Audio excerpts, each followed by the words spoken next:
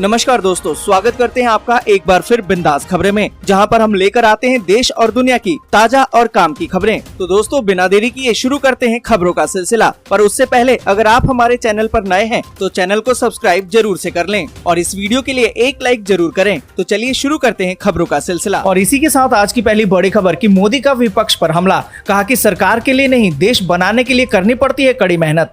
आपको बता दें कि प्रधानमंत्री नरेंद्र मोदी ने जल जीवन मिशन के तहत हर घर नल से जल पहुंचाने के अभियान को एक बड़ी सफलता करार दिया है और कहा है कि उनकी सरकार देश बनाने के प्रयासों के तहत वर्तमान और भविष्य की चुनौतियों का लगातार समाधान कर रही है। जल जीवन मिशन के तहत हर घर नल से जल पहुंचाने वाला गोवा देश का पहला राज्य बन गया है। इस अवसर पर यहां आयोजित हर घर जल उत्सव कार्यक्रम को वीडियो कॉन्फ्रेंसिंग के माध्यम से उन्होंने संबोधित किया और संबोधित करते हुए उन्होंने कहा कि सरकार बनाने के लिए उतनी मेहनत नहीं करनी पड़ती जितनी कड़ी मेहनत देश बनाने के लिए करनी पड़ती है। उन्होंने कहा कि ये सबके प्रयास से होता है। हम सभी ने देश बनाने का रास्ता चुना है, इसलिए देश की वर्तमान और भविष्य की चुनौतियों का हम लगातार समाधान कर रहे हैं।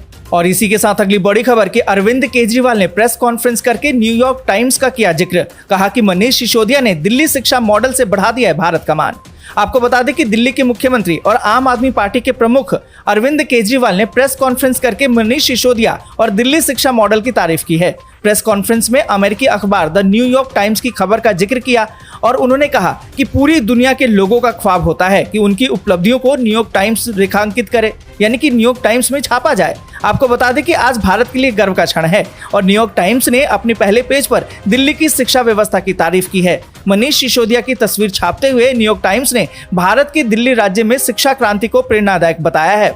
अरविंद केजरीवाल ने कहा कि इस कदम से ये बात तो साबित होती है कि मनीष सिसोदिया ने शिक्षा के क्षेत्र में अभूतपूर्व सफलता हासिल की है और निस्संदेह विश्व के श्रेष्ठ शिक्षा मंत्री के रूप में अब उभर कर सामने भी आ गए हैं। और इसी के साथ अगली बड़ी खबर की सरकारी कर्मचारियों को मिली है बड़ी खुशखबरी, आ गया बकाया डीए एरियर का पैसा। आपको बता दें कि सरकारी कर्मचारियों के लिए एक बड़ी खुशखबरी है। केंद्र सरकार के बाद कई राज्यों ने भी डीए में बढ़ोतरी करना अब शुरू कर दिया है। कई राज्यों के कर्मचारियों का डीए भी केंद्रीय कर्मचारियों के बराबर यानी कि 34% है। अब महाराष्ट्र सरकार भी अपने कर्मचारियों को बड़ी खुशखबरी दे रही है। दरअसल महाराष्ट्र सरकार ने कर्मचारियों के खाते में बकाया एरियर की तीसरी किस्त जारी कर दी है। इससे पहले ही कर्मचारियों के खाते में बकाया 2 किस्तें भी आ चुकी हैं। और इसी के साथ अगली बड़ी खबर की ऑनलाइन भरते हैं बिजली का बिल तो हो जाएं सावधान, ये ऐप आपके अकाउंट से काट रही है पैसे। आपको बता दें कि बिजली का बिल ऑनलाइन भरते हैं तो थोड़ा सावधान रहने की जरूरत है, क्योंकि छोटी सी लापरवाही से आपको मोटा चूना लग सकता है। हम आपको ऐसी ही चीज आज बताने वाले हैं जिसका इस्तेमाल करने पर आपको मोटा चूना भी लग सकता है। इससे पहले आपको कुछ सोचना पड़े कि हम आपको बता दें कि रिचार्ज कंपनियां कन्वेंस फीस के नाम पर ये चार्ज कर रही हैं। आपको बता दें कि कन्वेंस फीस दरअसल एक ऐसा चार्ज होता है जो आपके डेबिट या फिर क्रेडिट कार्ड से पेमेंट करने पर लगाया जाता है। दोनों ही पेमेंट मोड का इस्तेमाल करने पर यह चार्ज लग जाता है। इसके अलावा अगर आप इंटरनेट बैंकिंग से भी पेमेंट करते हैं तो ये फीस लगाई जाती है। ऐसे में आपको काफी सावधान रहने की जरूरत है। फ्री चार्ज तो आपके कन्वेंस फीस अप्लाई करने से पहले आपको बताता भी नहीं है, पर यहाँ पर आपको बता दें कि अगर आप यूपीआई से पेमेंट करते हैं तो आपको कोई फीस देने की जरूरत नहीं होगी। मतलब साफ है कि यूपीआई से पेमेंट करते समय आपका बिजली का बिल भी भर जाएगा और इसमें आपकी कोई फीस भी नहीं ली जाएगी। और इसी के साथ अगली बड़ी खबर की कोरोना मामलों में फिर से आया उछाल, 24 घंटे में आए 15,000 से ज्यादा नए मामले। आपको बता दें कि भारत में एक दिन में कोरोना वायरस संक्रमण के 15,754 नए मामले सामने आए हैं। इसके बाद उपचाराधीन मरीजों की संख्या अब बढ़कर 1,01,830 पर पहुंच गई है। वहीं 47 और लोगों की मौत हो गई है। और इसी के साथ अगली बड़ी खबर की दिल्ली के डिप्टी सीएम मनीष सिसोदिया के घर सीबीआई की रेड, ट्वीट करके कहा कि हम कट्टर ईमानदार। आपको बता दें कि केंद्रीय अन्वेषण ब्यूरो यानी कि सीबीआई ने दिल्ली आबकारी नीति मामले में दिल्ली के उप मुख्यमंत्री मनीष सिसोदिया के आवास सहित दिल्ली और एनसीआर में 10 से अधिक स्थानों पर शुक्रवार को छापा मारा। अधिकारियों ने इसकी जानकारी दी। आपको बता दें कि अधिकारियों ने बताया कि पिछले साल नवंबर में दिल्ली में आबकारी की नई नीति लाई गई थी, जिसमें अनियमितता बरतने का एफआईआर भी दर्ज किया गया था और इसी सिलसिले में छापा मारा गया। इस बीच आपको बता दें कि सिसोदिया ने सिलसिलेवार ट्वीट किया और कहा कि वो सीबीआई का स्वागत करते हैं। उन्होंने ट्वीट करके कहा कि उनका स्वागत है, हम कट्टर ईमानदार हैं। और इसी के साथ अगली बड़ी खबर की भूपेश बघेल किसानों को, पशुपालकों को, गोधन समितियों को ऑनलाइन जारी करेंगे 1,750 करोड़ रुपए। आपको बता दें कि मुख्यमंत्री भूपेश बघेल 20 अगस्त को प्रदेश के किसानों, पशुपालकों, गोधन समितियों और समूहों को 1,750 करोड़ रुपए ऑनलाइन जारी करेंगे। आपको बता दें कि गोधन न्याय योजना के लाभार्थियों को 5 5,24,00,000 का भुगतान राजीव गांधी किसान न्याय योजना के तहत और किसानों को 12,920 करोड़ रुपए का भुगतान किया जा चुका है। और इसी के साथ अगली बड़ी खबर कि दिल्ली में कोरोना और स्वाइन फ्लू का डबल अटैक, अस्पताल में भर्ती हो रहे मरीज, खतरनाक स्तर तक गिर रहा है उनका ऑक्सीजन लेवल। आपको बता दें कि कोरोना के बढ़ते मामलों के बीच राष्ट्रीय राजधानी दिल्ली में स्वाइन फ्लू के मामलों में भी उल्लेखनीय बढ़ोतरी देखी जा रही है। एक एजेंसी की रिपोर्ट की माने तो डॉक्टरों का कहना तो ये है कि दिल्ली में स्वाइन फ्लू के मामले बढ़ रहे हैं, जिससे कि अस्पताल में भर्ती होने वाले मरीजों की संख्या में बढ़ोतरी देखी जा रही है।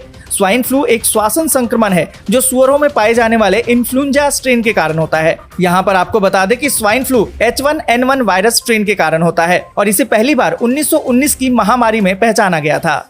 और इसी के साथ अगली बड़ी खबर कि सितंबर से देश भर में पीएम श्री स्कूलों को लॉन्च करने की तैयारी, जाने क्या होगी इसकी खासियत। आपको बता दें कि केंद्रीय शिक्षा मंत्रालय ने प्रधानमंत्री नरेंद्र मोदी की महत्वाकांक्षी पीएम श्री योजना को लॉन्च करने का रोड मैप तैयार कर लिया है। सूत्रों के मुताबिक इसे सितंबर माह में सरकार देश भर के सभी राज्यों में लॉन्च कर सकती है। नई शिक्षा नीति के तहत शुरू होने वाले पीएम श्री स्कूलों के बारे में हर कोई विस्तार से जानने को ललायित है। यहाँ पर आपको बता दें कि देश के सभी राज्यों में साल 2024 तक 15,000 से भी ज्यादा पीएम श्री स्कूल स्थापित किए जाने हैं। आपको बता दें कि पीएम श्री स्कूलों में प्री प्राइमरी से 12वीं तक की पढ़ाई होगी। पीएम श्री स्कूलों के लिए नया इंफ्रास्ट्रक्चर तैयार करने के बजाय पुराने सरकारी स्कूलों को ही अपग्रेड किया जाएगा। मजबूत इंफ्रास्ट्रक्चर वाले सरकारी स्कूलों को पीएम श्री में तब्दील करने को प्राथमिकता दी जाएगी। पीएम श्री स्कूलों की जरूरत के अनुसार से सरकारी स्कूलों के परिसर और ढांचे को भी सुंदर, मजबूत और आकर्षक और बड़ा बनाया जाएगा। और इसी के साथ अगली बड़ी खबर कि अफ्रीका के जरिए भारत को घेरने की तैयारी में है चीन। जिबूती सैन्य अड्डा से कर रहा है ये प्लान तैयार। आपको बता दें कि चीन ने अफ्रीका के जिबूती में अपने नौसैनिक अड्डे का संचालन शुरू कर दिया है। सैटेलाइट तस्वीरों से पता चला है कि जिबूती में चीन के नौसैनिक अड्डे पर अब हमेशा कोई न कोई युद्धपोत तैनात किए रहता है। और आपको बता दें कि इसी साल मार्च में पहली बार चीनी नौसेना का एक और युद्धपोत भी जिबूती पहुंचा था। जिबूती में चीन का नौसैनिक अड्डा कई सालों से मौजूद है, लेकिन मार्च 2022 से पहले यहां कोई युद्धपोत तैनात नहीं किया गया था। इससे एक बात तो साफ है कि चीन यहां अपनी नौसैनिक मौजूदगी दर्ज कराकर रणनीतिक बढ़त हासिल करने की तैयारी में है। एशिया में चीन के लिए सबसे बड़ा खतरा भारत से है। इसी कारण से चीन ने भारत को घेरने के लिए हिंद महासागर में अपना एक्शन प्लान तैयार कर रहा है। और इसी के साथ अगली बड़ी खबर कि पाकिस्तानी पीएम शहबाज शरीफ ने भारत के साथ शांतिपूर्ण संबंध की जताई चाहत। आपको बता दें कि पाकिस्तान के प्रधानमंत्री शहबाज शरीफ ने गुरुवार को कहा कि उनका देश भारत के साथ शांतिपूर्ण संबंध बनाने की चाहत रखता है। इसके साथ ही यूएनएससी रेजोल्यूशन के तहत जम्मू कश्मीर मसले पर शांतिपूर्ण समाधान की भी चाहत रखी है। आपको बता दें कि प्रधानमंत्री शहबाज शरीफ ने कहा कि यूएनएससी रेजोल्यूशन के अनुसार जम्मू कश्मीर विवाद का शांतिपूर्ण समाधान होना चाहिए। उन्होंने जोर दिया कि अंतर्राष्ट्रीय समुदाय को इस मसले पर अहम भूमिका निभानी होगी, क्योंकि ये दक्षिण एशिया में शांति कराकर रखने के लिए जरूरी है। और इसी के साथ अगली बड़ी खबर कि राहुल ने इनकार किया तो ये बन सकते हैं कांग्रेस अध्यक्ष। आखिर सोनिया पर भी लगेगा एक और दाव। आपको बता दें कि ऐसा लगता है कि इस बार भी सोनिया गांधी को ही कांग्रेस का स्थायी अध्यक्ष बना दिया जाएगा। कांग्रेस अध्यक्ष के चुनाव की प्रक्रिया 21 अगस्त से शुरू होकर 20 सितंबर को खत्म होगी। माना तो ये जा रहा है कि राहुल गांधी अध्यक्ष बनने को तैयार नहीं है। पार्टी सूत्रों का कहना तो ये है कि सोनिया गांधी समेत कांग्रेस के ज्यादातर नेताओं की राय तो ये है कि 2024 के लोकसभा चुनाव को देखते हुए राहुल गांधी को अध्यक्ष पद संभालना चाहिए। पर आपको बता दें कि सूत्रों का ये भी कहना है कि राहुल गांधी के अध्यक्ष नहीं बनने की स्थिति में कुछ और विकल्पों और नामों पर चर्चा हो रही है। राहुल गांधी के अध्यक्ष नहीं बनने की स्थिति में जिन वैकल्पिक नामों को लेकर चर्चा है, उनमें राजस्थान के मुख्यमंत्री अशोक गहलोत का नाम भी प्रमुख है। उनके नाम पर गांधी परिवार को भी शायद ही कोई आपत्ति हो। हालांकि ये भी कहा जा रहा है कि अशोक गहलोत मुख्यमंत्री पद को छोड़कर अध्यक्ष पद की जिम्मेदारी संभालने के इच्छुक नजर नहीं आ रहे हैं। ऐसे में मुकुल वासनिक, मल्लिकार्जुन खड़गे, कुमारी शैलजा और कुछ और नामों पर भी विचार। आज के लिए बस यहीं तक। वीडियो आपको अच्छी लगी हो तो लाइक और शेयर जरूर कर दें। अगर अभी तक आपने चैनल को सब्सक्राइब नहीं किया तो सब्सक्राइब जल्दी से कर लें।